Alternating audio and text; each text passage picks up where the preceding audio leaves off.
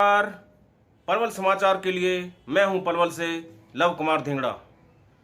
आज मुझे फिर से आपके सामने कोरोना अपडेट लाने के लिए विवश होना पड़ा है, क्योंकि आज भी पलवल में 30 नए कोरोना रोगी ट्रेस हुए हैं, जो कि पलवल की जनता के लिए बहुत ही चिंता का विषय बना हुआ है। आपको बता दूं कि आज 30 नए रोगी आने के बाद पलवल में कोरोना रोगों की कुल संख्या 508 हो चुकी है। हालांकि इनमें 369 कोरोना रोगी स्वस्थ भी हो चुके हैं, जो कि एक हमें ढांढस बनाती है कि इतने रोगी स्वस्थ भी हो चुके हैं। लेकिन आए दिन कोरोना के रोगी बड़ी संख्या में सामने आ रहे हैं, ट्रेस हो रहे हैं। ये पलवल के लिए सचमुच बड़ी चिंता का विषय है, क्योंकि परसों 20 रोगी कोरोना के ट्रेस हुए, कल 35 रोगी ट्रेस हुए और आज फिर से 30 रोगी कोरोना के आ गए हैं। आज जहाँ जहाँ पर रोगी आए हैं मैं आपको बता देता हूँ एक बार।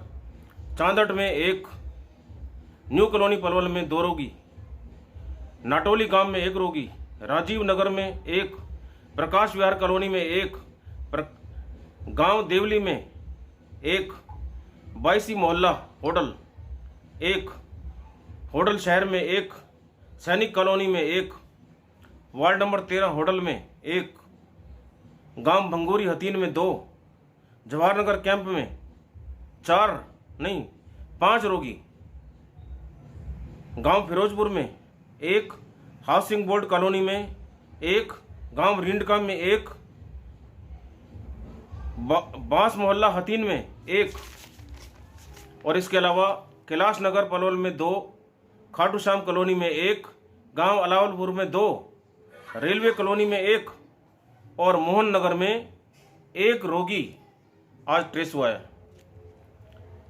तो ये बड़ी चिंता का विषय है। आज भी 30 रोगी सामने आए हैं और आए दिन रोगियों की संख्या बढ़ रही है। इस बारे में आज हमने एक उद्योगपति, जो फरीदाबाद के उद्योगपति हैं, उनका हालांकि रहने वाले वो पलवल बालीनगर के हैं, विवेक कुमार जी से बात की है। जानते हैं वो क्या कहते हैं। ये जो कोरोना के केस पलवल में निरंतर बढ़ रहे हैं, उसका एक संभावित कारण यही है कि लोग, जो बताया गया है कि उसके निवारण के लिए जो जो उपाय किए जाने चाहिए वो नहीं कर रहे। जैसे सोशल डिस्टेंसिंग का पालन नहीं कर रहे, मास्क नहीं पहन रहे, कहीं जा रहे हैं तो उसको अवॉइड कर रहे हैं और सैनिटाइज़र का यूज़ नहीं कर रहे हैं या बार बार हैंड वॉश नहीं कर रहे हैं। इसके अलावा कोई कारण नहीं नज़र आ रहा है। अभी आपने उद्योगपति विवेक कुमार को सुना। तो कोरोना रोगों की जो संख्या बढ़ रही है वो वास्तव में चिंता का विषय है। कोरोना से भयभीत होने की तो ज़रूरत बिल्कुल नहीं है, लेकिन इससे चिंता करने और इससे सावधान रहने की ज़रूरत है, क्योंकि यदि हम इससे सावधानी हटाएंगे तो दुर्घटना होनी निश्चित है और वो हो भी रही है। क्योंकि रोज़ाना जो रोगी सामने आ रहे हैं इतनी बड़ी संख्या में, वो इसका जीवंत उदाहरण है। इसलिए सावधानी को बनाइए। देखने में आया है कि जब शुरू में हमारे देश में, विश्व में कोरोना संक्रमण फैला था, शुरू हुआ था, तो लोगों ने बहुत ज़्यादा सावधानी रखी थी, क्योंकि देश में लॉकडाउन था। अब हालांकि आर्थिक गतिविधियां जिस तरह से कमज़ोर हो गई, लोगों के रोजगार ना होने के कारण सरकार को लॉकडाउन खोलना पड़ा।